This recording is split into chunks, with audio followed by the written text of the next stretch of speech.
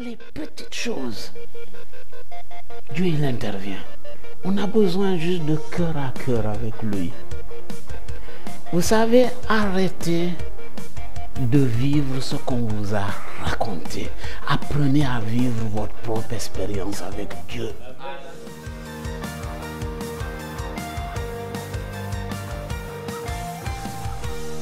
Quelque part, nous sommes des spectateurs de ce que Dieu fait dans nos vies.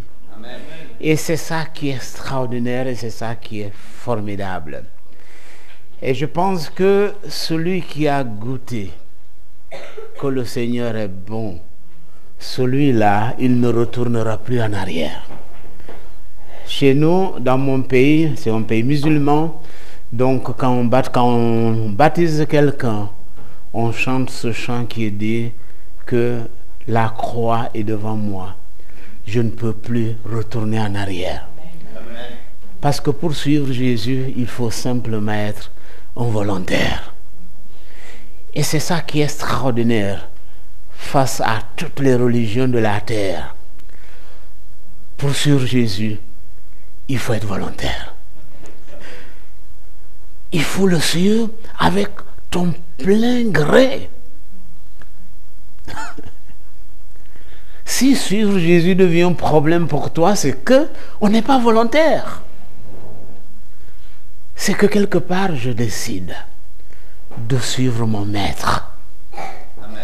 Et quand je décide de le suivre, ça veut dire que je dois apprendre à m'appliquer et à suivre les traces de mon maître. Ça veut dire que si je fais du n'importe quoi, le Saint-Esprit aussi est là pour me rappeler, oh mon gars, ne fais pas du n'importe quoi. Dieu, il nous surprend.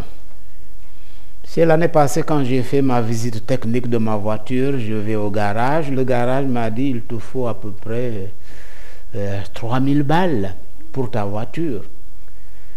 Et puis il me dit, mais quand même, amène-le, et puis amène-la au technicien, et puis il te dira, et puis on va s'en occuper.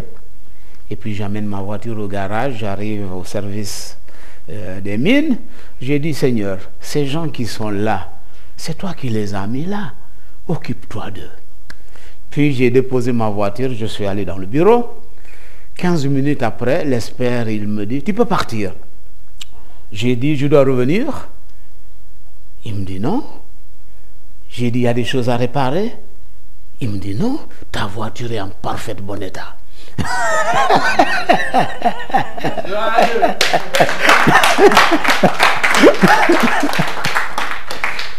Dieu nous surprend.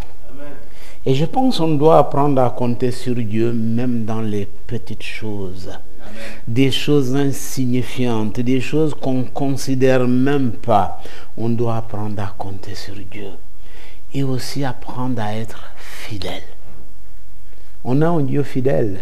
Et comme le Dieu est fidèle, je dois apprendre aussi à être fidèle. Et je pense quand on est fidèle dans les petites choses, Dieu va nous en confier des grandes choses. Amen. Voilà. Comme le frère qui a reçu ses promesses pour l'Église, je pense que j'ai toujours expliqué les promesses d'une façon très simple. Et ça, les paysans vont vite me comprendre. Le paysan, il a son champ. Et dans son champ, il a des pommiers. Et les pommiers donnent des bons fruits, des pommes. Et les pommes, c'est le symbole de la promesse. Donc le paysan, il peut se lever tous les matins et dire, mais regarde mon pommier, il a de jolies pommes. Mais s'il ne va pas prendre ces pommes pour les amener dans sa cave, a beau contempler que ce sont ses pommiers, ces pommes, mais il ne les aurait jamais. Il ne les aurait pas mangées. Et c'est les oiseaux qui viendront les manger. Mais le jour où il décide d'aller cueillir les pommes pour amener, c'est comme ça, la promesse, c'est comme une pomme, on doit aller la chercher. Amen. Pour qu'elle devienne une réalité. Amen. La Bible est remplie de promesses. Mais si on ne s'accapare pas de ces promesses, ça restera des pommes. et ça ne nous servira rien du tout. Ça ne nous servira rien du tout. Donc si Dieu t'a fait des promesses, alors ton rôle, c'est d'aller chercher ces promesses. Amen. Par la foi. Amen. Et c'est là où tu vas voir des choses incroyables dans ta vie. Parce qu'on va se poser la question, mais je suis chrétien, je devrais être heureux ou heureuse, je devrais être en paix, mais je suis malheureux, je suis triste, je déprime, je suis déçu de la vie et je suis fâché contre tout le monde, mais pourtant je suis chrétien. Que Dieu nous aide à réfléchir et à laisser Dieu opérer dans nos vies. Pour que nos vies puissent porter des fruits, comme tu l'as dit. On peut évangéliser, on peut faire tout, on peut prêcher l'évangile partout. Mais si ma vie n'est pas en accord avec ce que je dis, on a un animal en Afrique qui a une longue queue, mais qui aime labourer le sol. Mais à cause du défaut, comme il a une longue queue, chaque fois qu'il labourait, il avançait, la queue détruisait tout son champ derrière. Et beaucoup de chrétiens, ils ont cette queue qui détruisent leur témoignage par derrière. Que Dieu nous aide et Dieu va couper cette queue. Amen. Pour qu'on puisse porter du fruit. Aujourd'hui, je pense qu'on est un peu la fin sur l'histoire du christianisme authentique. Est-ce que quelqu'un aimerait venir nous faire une lecture? Et puis je vais vite avancer parce que je sais que la plupart ont faim. Ah, voilà, tu vois, c'est bien. C'est important. Mais on doit avoir faim. Mais faim de Dieu aussi. Quelqu'un veut... Voilà, 1 Jean chapitre 5. 1 Jean chapitre 5, tu vas juste nous lire du verset 1 jusqu'au verset 13. Alors, il est bientôt, tu vas finir la lecture à midi. Il te reste juste que 3 minutes. On mange ici. 1 Jean chapitre, pendant qu'il le cherche, j'aimerais vous transmettre les salutations du CEP. J'aimerais aussi vous transmettre les salutations de mon épouse, de ma fille Nadia qui était venue aussi avec nous une fois. En tout cas, elle vous salue. Elle aime bien cette église. Voilà, donc... et tous ceux qui viennent dans cette église aiment cette église. Et je pense que Jésus aussi aime cette église. Voilà, je suis venu avec Alexandre. Et puis, voilà, Alexandre, il y a une bonne histoire avec lui. Quand j'ai prêché l'évangile, il a pensé pouvoir me coincer. Voilà, c'était son objectif. C'était pas Jésus, mais... Mais Dieu fait de bonnes choses. Aujourd'hui, il est là. Voilà. Tu as besoin de micro? Voilà. C'est 1 Jean 5 jusqu'au 13. Oui. D'accord. Oui, mademoiselle. Merci. Quiconque croit que Jésus est le Christ est né de Dieu, et quiconque aime celui qui l'a engendré aime aussi celui qui est né de lui. Amen. Nous connaissons que nous aimons les enfants de Dieu lorsque nous aimons Dieu et que nous pratiquons ses commandements. Car l'amour de Dieu consiste à garder ses commandements. Et ses commandements ne sont pas pénibles, parce que tout ce qui est né de Dieu triomphe du monde. Alléluia. Et la victoire qui triomphe du monde, c'est notre foi. Amen. Qui est celui qui a triomphé du monde, sinon celui qui croit que Jésus est le Fils de Dieu?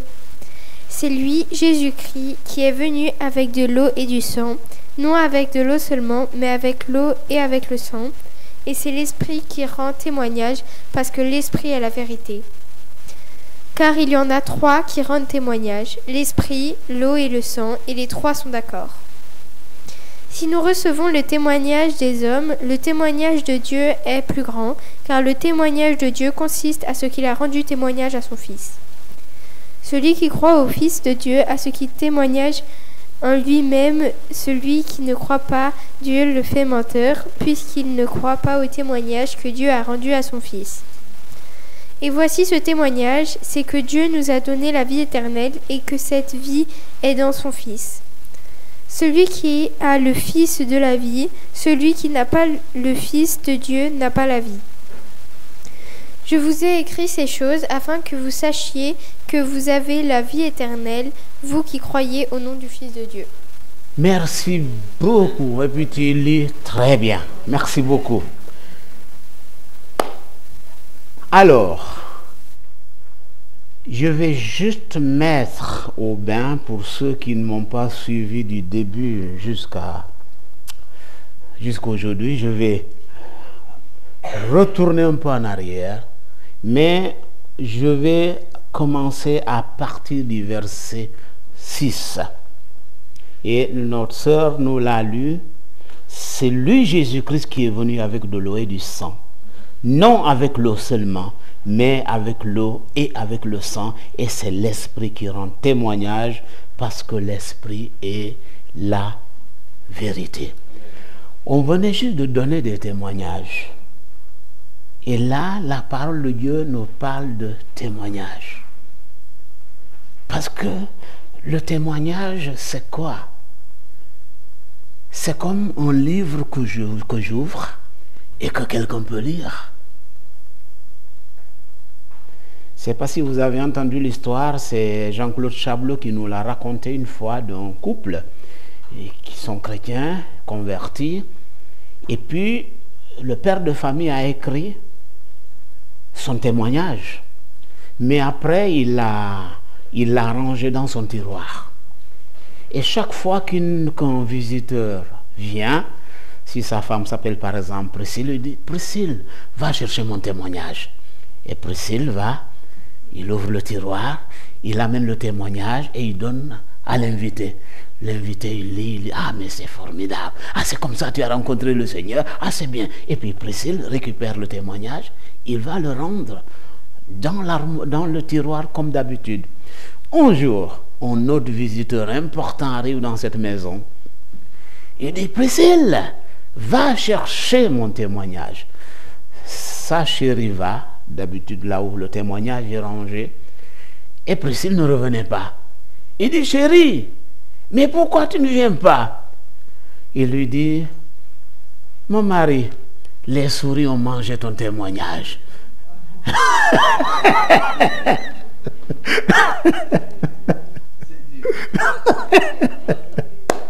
Les souris ont mangé son témoignage. Il ne peut plus le raconter parce qu'il a été mangé. Le témoignage que la parole de Dieu nous parle d'ici, c'est ma vie. C'est ma vie au quotidien. C'est ma vie dans le lieu de travail. C'est ma vie à la maison. C'est ma vie avec mes amis. C'est ma vie partout où je vais. C'est ma vie quand je suis sous un stress.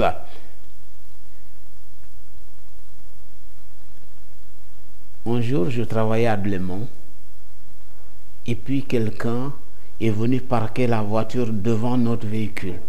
Et il y avait 2 chrétiens là et d'autres non-croyants. Et puis, ils se sont tous mis en colère, ils regardaient partout, ils ne trouvaient pas le propriétaire. Pendant 10 minutes, le chrétien aussi s'est mis, le deuxième. 10 minutes après, je les ai dit: mais gars, pourquoi êtes-vous dans cet état? Il dit: mais tout le monde est rentré, on est là, on ne peut même pas partir. J'ai dit: mais pourquoi ne pas demander au patron? J'ai dit: moi je vais demander le patron. Alors j'ai dit: Seigneur, amène-moi ce gars qui a déposé sa voiture là. Au 3e étage de l'immeuble en face, il y a une dame qui se met sur son balcon. Il me dit: monsieur, vous cherchez le propriétaire de la voiture? J'ai dit: oui madame. Il dit: il habite dans l'autre immeuble, je vais aller le chercher. Et il est allé chercher le monsieur. Le monsieur, il arrive. J'ai dit: s'il te plaît, ne dis rien, parce que tous ceux qui sont là, ils vont te broyer.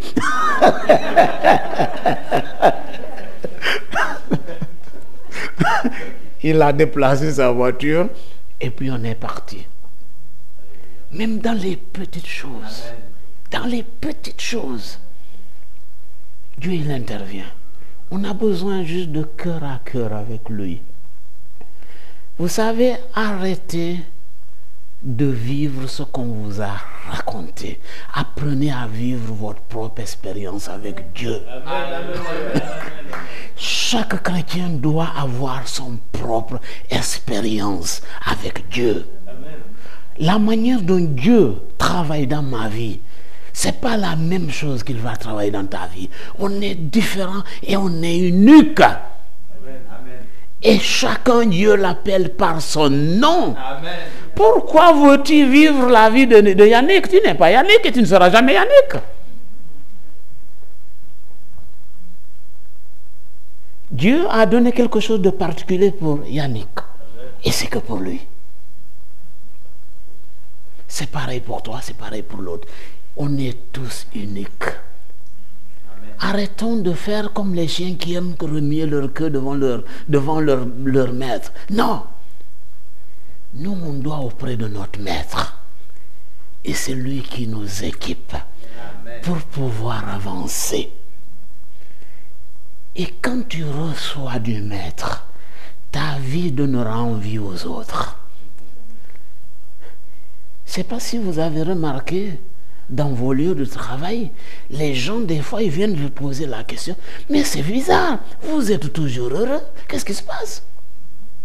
Les gens posent la question. Mais il y a des chrétiens, quand ils arrivent dans leur lieu de boulot, c'est comme si ils ont un plastique, élastique. C'est-à-dire, ils le tirent jusqu'en bas.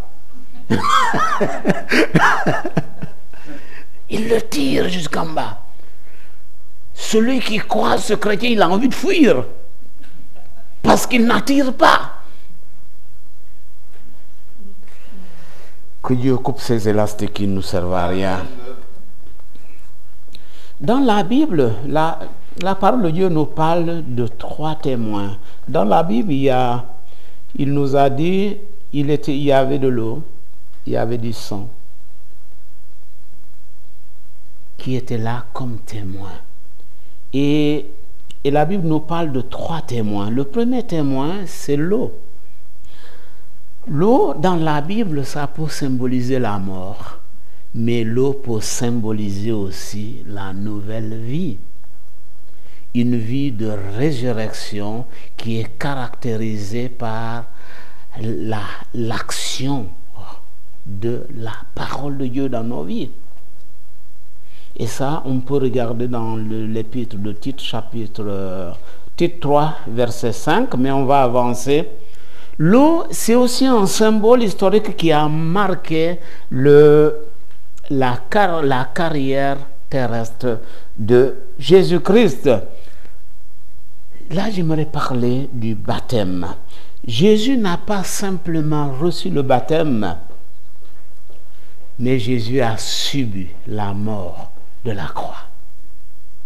Il a passé par les eaux du baptême, mais il a aussi subi la mort à la croix. Et c'est pourquoi aussi chaque chrétien, quand il décide de suivre Jésus, il doit d'abord réfléchir de l'engagement qu'il est en train de faire. Parce que Jésus a dit, il vous donnera une puissance et vous serez ses témoins.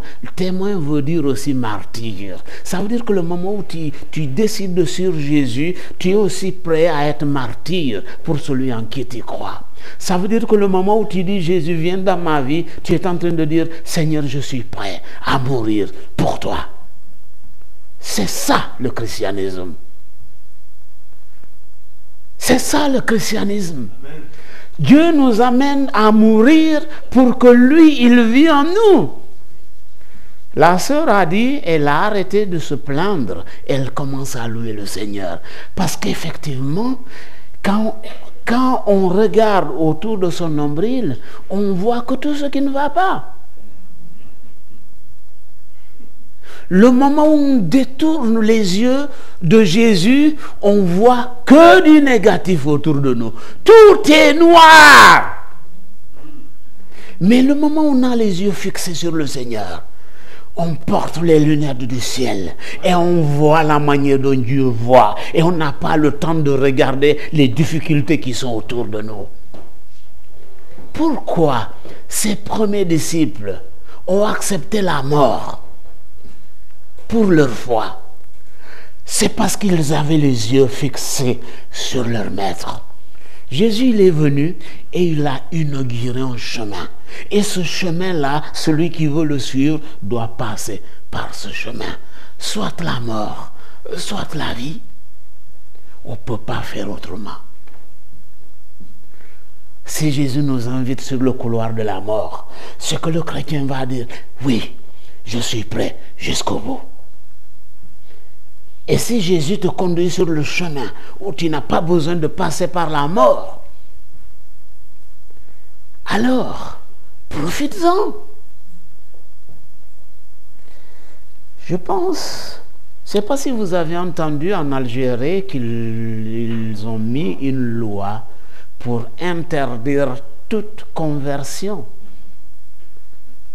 Je disais hier à ma femme, au moins ces autorités, ils défendent leur foi. Qu'est-ce que nos autorités font, nous? D'autres, c'est des pharmaciens, d'autres, je ne sais pas quoi. Donc, comment ils peuvent descendre l'évangile, défendre l'évangile? Comment? Mais le musulman, il défend sa foi.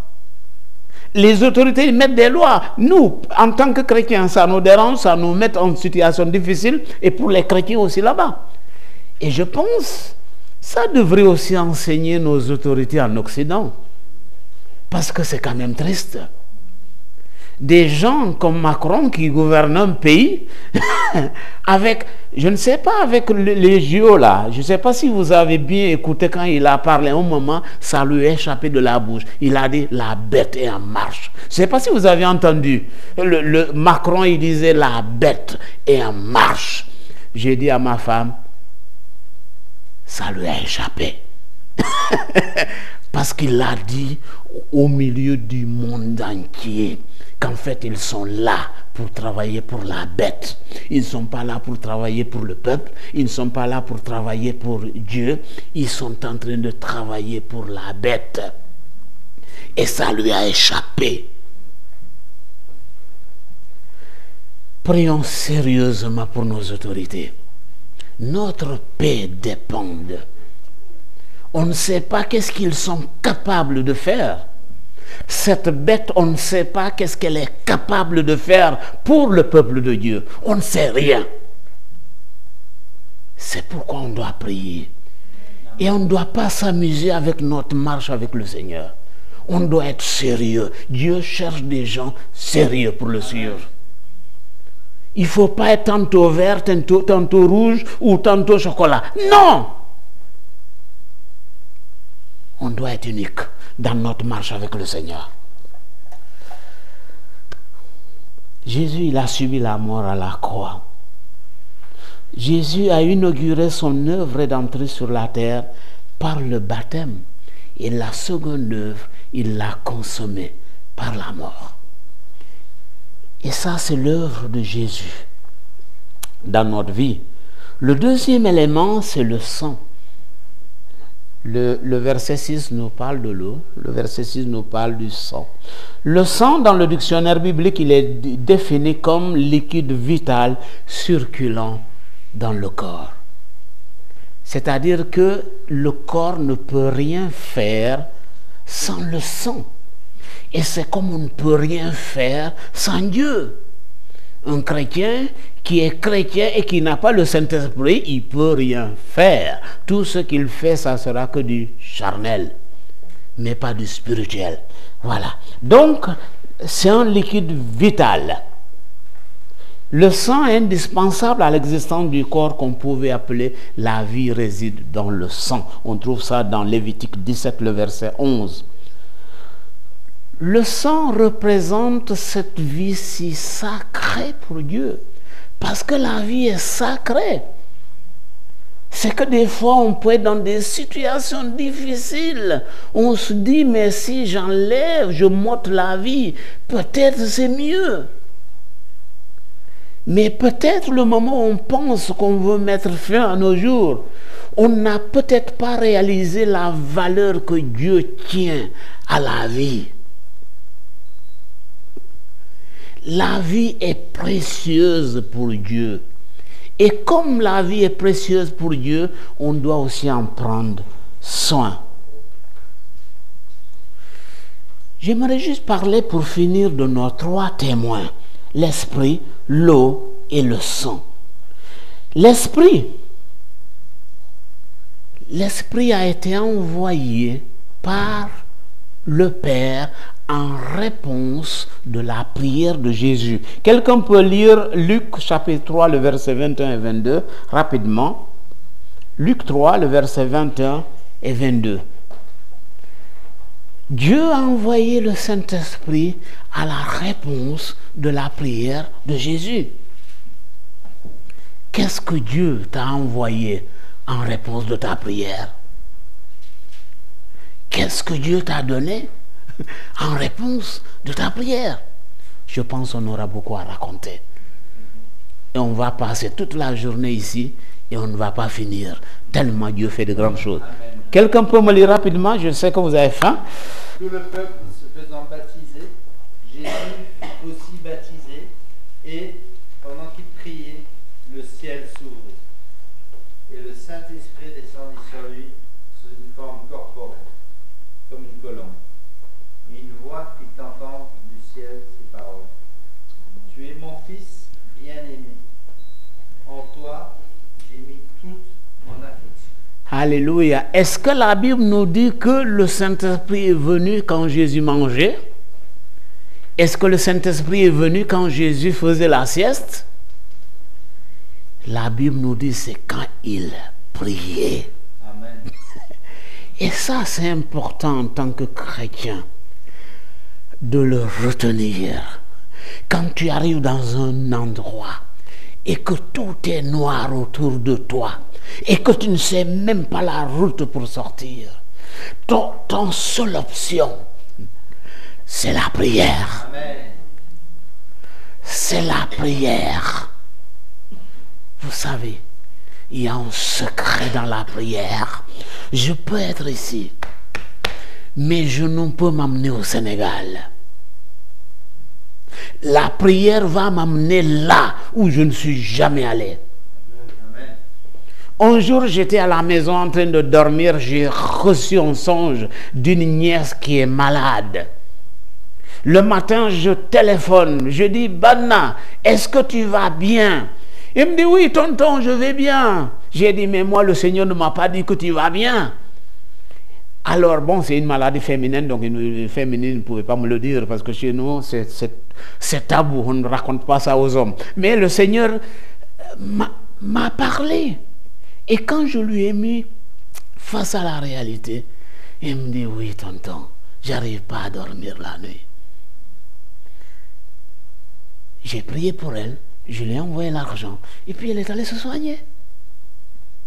Mais j'étais en Suisse. Et le Seigneur m'a amené au Sénégal. C'est ce que tes genoux peut t'amener là où tu n'iras jamais. Faisons confiance à Dieu quand nous prions. Un jour, j'étais à Seigneur-Légier, je vois un gars gravement malade. D'abord, c'est un couple, ça fait peut-être 2-3 ans qu'ils ne venaient pas à l'église.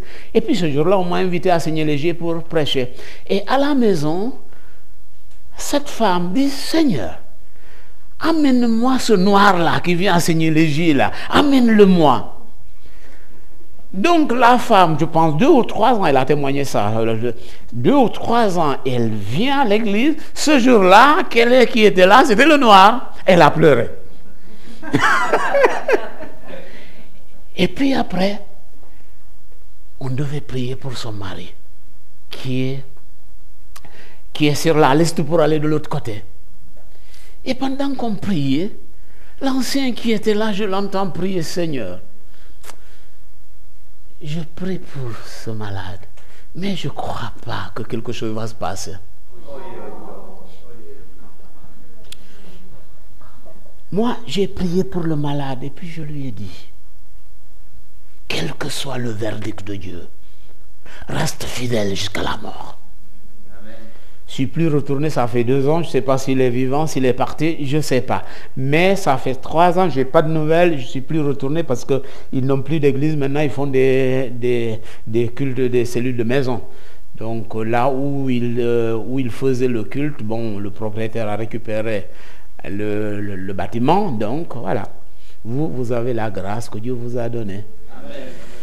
Malheureusement, il y a des chrétiens, comme les enfants d'Israël, ils errent parce qu'ils n'ont pas de lieu. Mais le plus important, c'est le cœur. Parce que l'église, c'est toi et moi. C'est pas le bâtiment. C'est toi et moi. L'église peut se déplacer au Sénégal, l'église peut se déplacer en Mauritanie, l'église peut se déplacer aux États-Unis, l'église peut aller partout. C'est l'église. Bon, il faut que je finisse vite. Hein? Oh là là là. Jésus, en réponse de sa prière, Dieu lui a envoyé le Saint-Esprit. Et tout ce que la Bible nous enseigne, c'est des modèles à suivre pour notre propre bien. Un chrétien qui arrête de prier, il meurt. Peut-être à l'église, on va, ah, c'est un chrétien, c'est un frère en Christ. Mais Dieu, il le voit comme quelqu'un qui n'existe pas. Il est mort parce qu'il n'a pas de vie.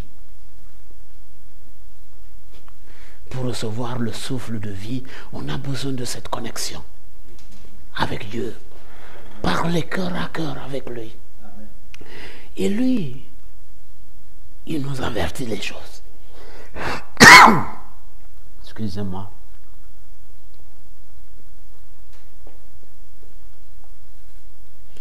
Quand Jésus devait être jugé, quand le chemin de la croix se concrétisait, la Bible nous parle de témoins, des gens qui sont venus témoigner contre Jésus.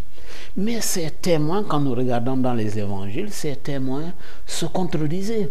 L'autre a dit ça, l'autre a dit ça, il a dit ceci, cela. Mais la différence de ces 3 témoins, l'eau, le sang et l'esprit, sont en parfait accord. Il n'y a pas eu de contradiction. L'eau, l'esprit et le sang sont en parfait accord. Bon, je vais avancer parce que le temps, c'est le verset 7 et 8 de ce qu'on a lu. Il y a aussi Deutéronome 19, le verset 15, où il parle, pour un jugement soit équitable, il faut qu'il y ait au moins 2 ou 3 témoins. C'est pas santé, à tes souhaits, de bonheur et de joie, dans le nom de Jésus.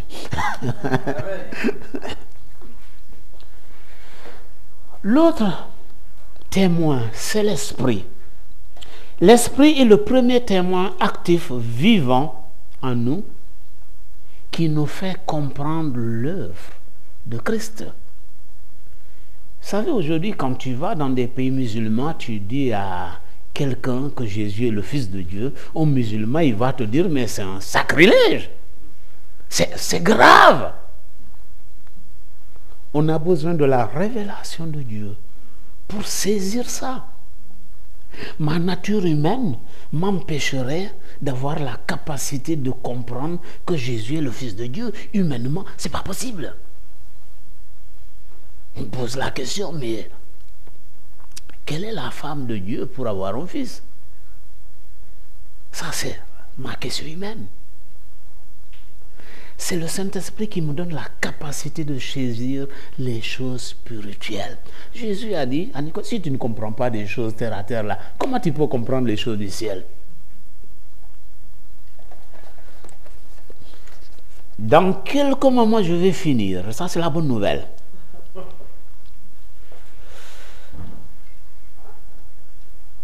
L'Esprit, c'est le premier témoin actif. Et ça, on peut le trouver dans Matthieu 16, le verset 13 à 17. Le témoignage de l'Esprit est valide, car il est la vérité. Quand le Saint-Esprit dit quelque chose, c'est que c'est vrai. Amen. Un jour, j'étais en train de dormir et je reçois un message du ciel. Dieu me dit, il faut aller chercher Philippe. Il est en train de fuir, prendre sa copine et de fuir. Je me lève le matin, je cherche, j'emprunte la moto de mon pasteur Et je vais chercher Philippe. Je sillonne le village, je sillonne vers la fin de la journée. Je l'ai trouvé. C'est pas Jean-Philippe. Hein? J'ai dit Philippe. Il me dit oui. Il me dit, mais qu'est-ce que tu es venu faire ici? Je lui ai dit, je suis venu te chercher. Je le mets sur ma moto. Je l'amène directement là où il loge. Il a pris ses affaires comme un mouton. Il est monté sur ma moto et je l'ai ramené. Pas de question. Rien du tout. Imagine-toi, Yannick, que tu es dans ton village. Moi, j'arrive, je dis monte et puis je te ramène. Mais c'est pas logique. Mais Philippe est monté dans ma moto et puis je l'ai ramené. J'arrive en ville, je dis mais Philippe, tu sais pourquoi je suis venu te chercher? Il me dit non, je ne sais pas. J'ai dit, le Seigneur m'a averti que tu as un projet pour prendre ta copine. Vous n'êtes pas mariés, mais tu veux la prendre et fuir. Il m'a dit, oui, c'est mon projet. C'est mon projet. Mais comme le Seigneur m'a révélé ça, ça a sauvé Philippe. Parce que ça a permis à Philippe de mettre sa vie en règle, de se repentir et puis d'épouser cette femme. Et aujourd'hui, ils ont des enfants. Il y a même une des filles qui est en France, il fait des études. Mais c'est le canal que le Saint-Esprit a passé pour m'avertir, mais en même temps, parce que Dieu cherche des gens obéissants. Ça veut dire que j'ai laissé tout ce que j'ai prévu faire la journée là et j'ai couru pour aller chercher Philippe. L'obéissance fait partie de notre marche avec le Seigneur. Quand Dieu te dit quelque chose, lâche tout et va faire. Vous êtes un peu patient?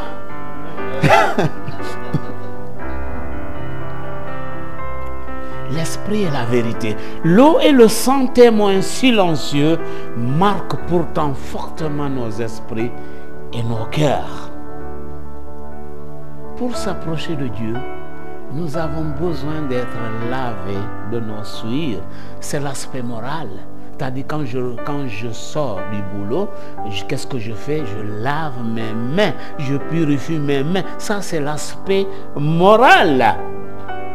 Mais aussi, l'eau peut symboliser une vie en résurrection. Quand Jésus a été à la croix, ils ont percé sa côte et il y a de l'eau qui coulait, symbole d'une vie en résurrection. C'est pas pour un hasard qu'il y a de l'eau qui a coulé du côté de Jésus. C'est un message. D'autres, ils ont vu, il y a de l'eau qui coule, et puis ça s'arrête là. Oh, il est en train de se vider. Mais chaque élément de la vie de Jésus, c'est un message.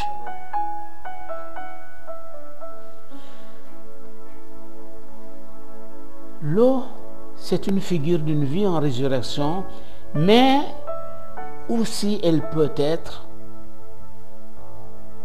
la justification de nos péchés. C'est l'aspect judiciaire par le sang de Jésus. Il y a l'aspect moral, je me lave les mains pour enlever mes saletés, mais pour aller au ciel, on a besoin de passer par le jugement pour mettre à nu ce qu'on a fait sur la terre. Et là, cet aspect judiciaire, Jésus a versé son sang pour qu'on puisse obtenir la rédemption éternelle. Le sacrifice est agréé, nos péchés sont pardonnés, nous sommes justifiés. Ça, c'est 2 Corinthiens 5, le verset 21. Le verset 12, pour finir, on est à la fin. On est à la fin, et puis la choucroute nous attend. Verset 12. Celui qui a le Fils a la vie. Celui qui n'a pas le Fils de Dieu n'a pas la vie. Je vous ai écrit ces choses afin que vous sachiez que vous avez la vie éternelle, vous qui croyez au nom du Fils de Dieu. La foi au Seigneur est un critère déterminant. Celui qui a le Fils, il a la vie. Celui qui a le Fils, il a la vie. Acte 4, le verset 12 nous dit, il y a de salut en aucun autre, car il n'y a sous le ciel aucun autre nom qui ait été donné parmi les hommes pour lequel nous devions être sauvés. Il n'y en a pas. Il n'y a que le nom de Jésus. Dieu ne nous donne rien en dehors de Christ. Ça, j'insiste et je signe. Dieu ne nous donne rien en dehors de Christ, mais il nous donne tout en Christ. Ça, je m'adresse à des chrétiens. Il nous donne tout en Christ. Une vie qui s'associe au Fils de Dieu. Est-ce que tu as décidé de s'associer au Fils de Dieu? Est-ce que tu as accepté que Dieu puisse t'inscrire dans son association? Est-ce qu'on a donné notre nom pour que ce nom soit inscrit dans le registre de la vie? Je reviens à ce que j'ai dit au début. Il faut être simplement volontaire pour que Christ t'inscrit dans son livre. Il faut simplement que ça vienne au fond de tes tripes pour dire oui, je t'accepte. Oui, je veux que tu sois mon Seigneur. Oui, je veux que tu sois mon Sauveur. Que Dieu vous bénisse.